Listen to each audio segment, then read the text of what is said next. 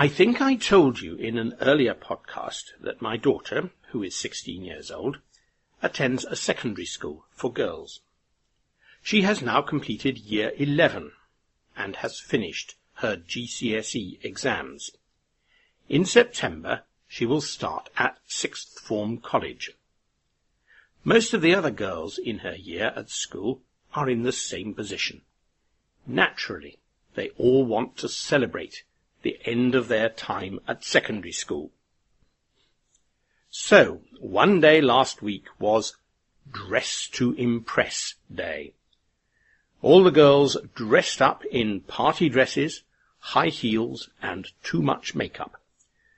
First they went to school for a leaving ceremony and to say goodbye to their teachers. Then they left in cars, taxis, or in some cases pink stretch limos, to go to parties or restaurants. I'm sure that they all had a good time, and that many of them found it difficult to get out of bed the next morning. Dress to Impress Day has given me the idea for this podcast. The word impress. What does it mean, and how do we use it? If you want to impress somebody, it means that you want that person to think good things about you. When you sit an exam, you want to impress the examiners. You want them to think that you are a good student with an excellent understanding. If you go for a job interview, you want to impress the people who are interviewing you. You want them to think that you are exactly the right person for the job. And if you go on a date, you want to impress the boy or girl you are with. Kevin has a friend called James. For years, Kevin and his friends have been trying to find James a girlfriend. The trouble is that James is not very good at impressing girls. He has recently been on a date with Sarah. This is what happened. He arrived late. He had been watching football on the television, and the match went to extra time. He forgot to have a shower or to change his clothes. He talked to Sarah all evening about his hobby, computer games. And when they went to a restaurant, he ordered spaghetti. That was a big mistake. No one looks good when they are eating spaghetti. James tells Kevin about his date with Sarah. Kevin sighs. So she wasn't impressed then, he says. Well, she must have been a bit impressed, says James. She is coming with me to the computer games exhibition on Saturday. She is a great fan of Manic Street Racer 2, and she likes spaghetti. Kevin is amazed. Women can be very strange sometimes.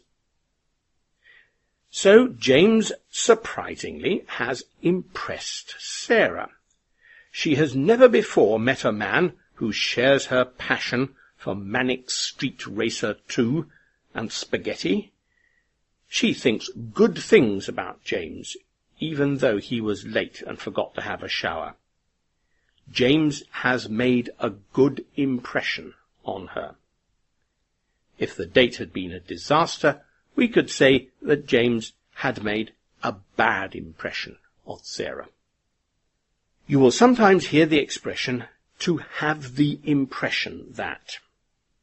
For instance, you might say, I have the impression that James is keen on football. Why do I have this impression? Why do I think this? Because James stayed to watch the football on TV instead of meeting Sarah. Or I could say, I have the impression that Sarah likes men who play computer games and eat spaghetti. This means simply that I think that Sarah likes men of this sort. I am not completely sure. There are lots of things about Sarah that I do not know, but from what I have seen so far, I think that she likes men likes James. There is an adjective, impressive, as well. If something is impressive, it is big, or beautiful, or clever. It impresses you. For example, the Eiffel Tower in Paris is very impressive. It is over 300 meters high. The Tate Gallery in London has a very impressive collection of 20th century art. And Sarah's top score in Manic Street Racer 2 is 436,117. And that really is impressive. Goodbye.